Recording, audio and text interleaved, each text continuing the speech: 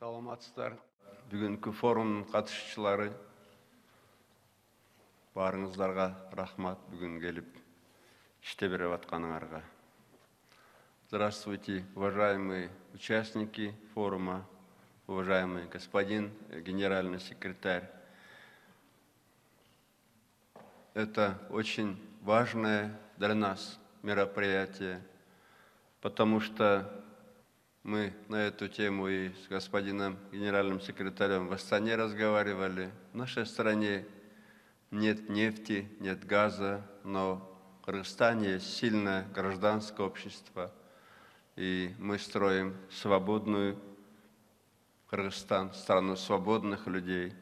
И, конечно же, наша сила, наше богатство – это люди, И поэтому мы упор делаем на программу Тазаком. Мамлекет тарабынан кандай услугалар тартууланат? Биз мисалы госпорталда түзүшүбүз керек. Анан госпорталдын алкагында негизги бүгүн мисалы мектептерге, очередтерди, бала бакчаларга же мисалы банкка барып биздин жаран кредит алам десе справкаларды чогултуп чуркатпай биздин жаранды конкреттүү түрдө ошол мамлекет тарабынан услугалардын баарын биз мындай госпорталга тартуулашыбыз керек да. Бул эң негизги. Бүгүн биздин кыргызстандыктар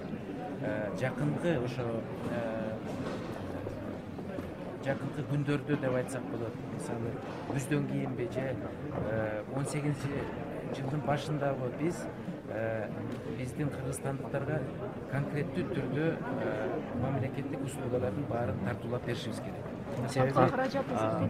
Каржы булар кайдан эсептелип атат. Мына 3 жыл мурун China Telecom деген компания тиешелүү изилдөөлөрдү жүргүзгөн. Ал изилдөөлөрдүн негизинде $360 миллион деп айтылганда, бирок андан бери дагы биз ордубузда турбай көп жакшы нерселер жазаланып атат.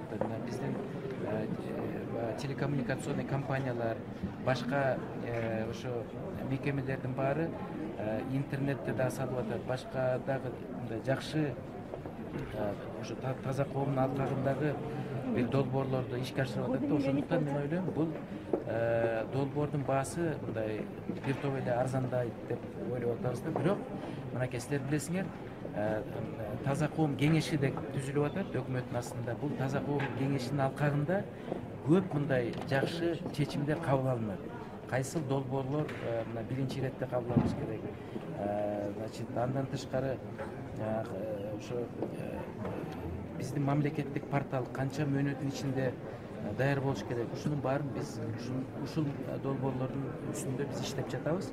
Андан тышкары мынакей бүгүн өкмөтүбүз 220 миллион сом даярдап атат. Ушул жылдын аягына чейин 220 миллион сом каражат пайдаланат да. Бул эң негизги ошол мамлекеттик порталды түзгөнгө жана мамлекеттик услугаларды биздин кыргызстандыктарга тартуулаган.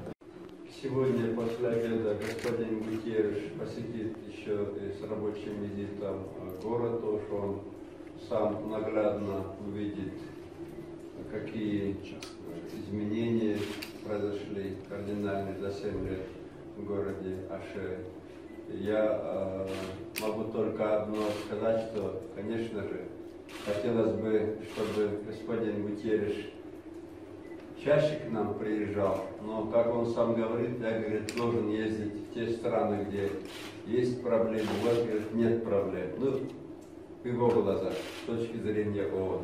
Но мы всегда будем рады ждать и рады видеть в Кыргызстане господина Гутерреша. Вам слово. I want to express, first of all, my gratitude. Господина президента Атамбаева за его приглашение приехать в вашу страну.